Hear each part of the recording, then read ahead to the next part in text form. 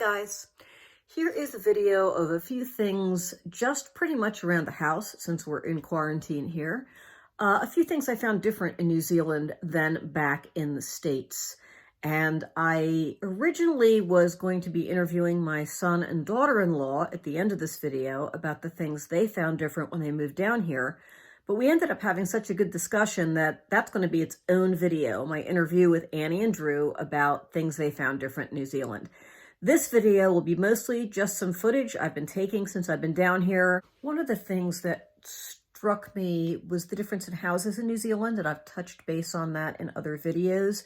So I'm going to take you on a little tour of my daughter's house and point out a few things from light switches to doorknobs to the way the heating system is that I found different. And then we'll get on to one of my favorite topics, which is food.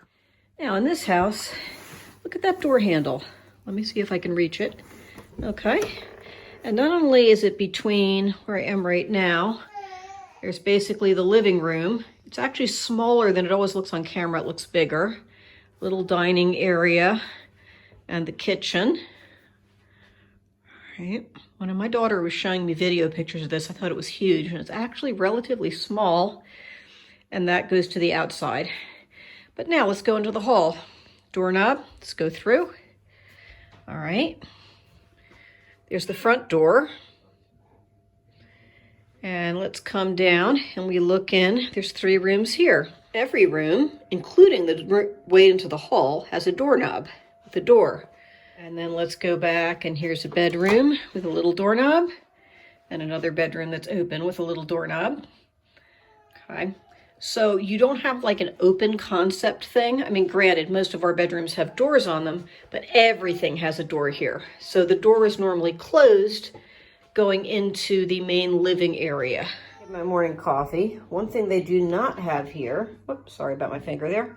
One thing they do not have here is commonly is drip coffee. You will not find a Mr. Coffee. You will not find a Keurig. I think Starbucks has a few Nespresso machines. If you go into a coffee shop and order drip coffee, they'll look at you like you grew a third eye out of your head. It's all espresso and lattes, and they do them wonderfully. But you can get, people will use a coffee press at home. Iced coffee is coffee or espresso.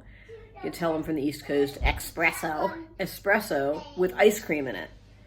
And I haven't had a chance to get one of those, which makes me very sad. I'm about to make some eggs, and this is the remains of a massive slab of butter, a big square of butter. You don't get sticks of butter down here either. How much is in one of these, Drew? 500 grams. 500 grams. I don't know what that means, so I'll Google it. About a pound, but just one big block, and that's what you have. So I could do it. I don't know. It just looks like what we would have in a box of butter, but it's not cut into quarters or eighths. It's just one big chunk of butter. They also don't have deli cheese. You have to buy a big block of cheese and cut it yourself. The idea of lunch meat or deli meat does not exist here. Okay, I picked up this egg out of the box and feathers came off it. And I said, Drew, this egg has feathers on it. And he goes, yeah, they all do. Can you see this egg down here? Do you see the feathers on it still? Sorry, my hands were wet. Now the egg's wet. Yep. Here is a sachet of oatmeal. It's almost like instant oatmeal, but not quite. You have to, that's for microwaving. If you put it in a bowl of hot water, you have to leave it about 3 minutes, which I've been doing. And it is absolutely delicious. It is awesome stuff. Okay, this is the best chocolate in the entire world. Better than Cadbury's. Whittaker's chocolate, made in New Zealand. It comes in all different stripes. This is what we have in the cabinet right now, so you can get dark or almond or whatever, and it is awesome. Assuming that's Mr. Whittaker there, who started making chocolate in New Zealand.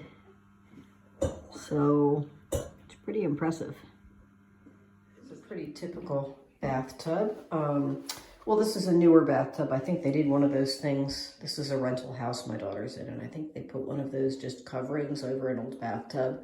But notice the position of the faucets. Does anyone have that in their house? She's lived, this is the 4th place she's lived here, I think. And it seems to be the faucets are in the middle of the bathtub. And what's strange about that is a lot of times when I get in the bathtub, I actually use my feet to turn on the taps at the end of the tub, because in the States they're at the end, to like add more hot water. But here, if you turn on the hot water, it hits you smack in the side if you're in the tub. It's kind of odd, but it also means everything mixes better when you put it in. Now, here's the commode. My daughter's going to kill me. I'm taking pictures of her bathroom before she cleaned it. A little bit different than what we have. And here's the flushers. Light water, more water. This light water thing means nothing's going to flush, honestly, so we use the heavy water thing. Now, let's move up to windows. All the windows in the house, they're not frosted, but they all open this way. And this was typical of our other house, too. They were sort of, what do you call this kind of window? There's no such thing as window screens here, or it's really rare for window screens, at least in the area she lives in. The windows either open jalousie style or awning style out, or they open this way and you have a little peg to kind of hold them open. Next thing, that's, I think, some kind of a little in-bathroom heater. You kind of need that in the bathroom because there is no central heating. All right. Clothesline.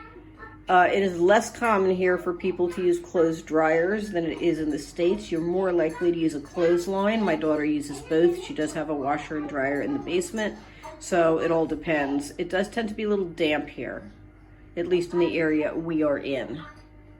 My daughter just corrected me. The dryer is in the basement, not the washer. The washer is in the kitchen, which is something I know is common in some places in the States, and in Europe it's more common.